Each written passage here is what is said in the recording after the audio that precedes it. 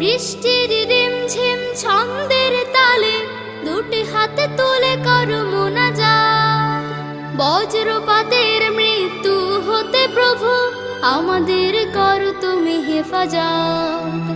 আল্লাহুম্মা সাইয়্যিবান নাফিআ, আল্লাহুম্মা সাইয়্যিবান নাফিআ, আল্লাহুম্মা সাইয়্যিবান নাফিআ, আল্লাহুম্মা সাইয়্যিবান নাফিআ।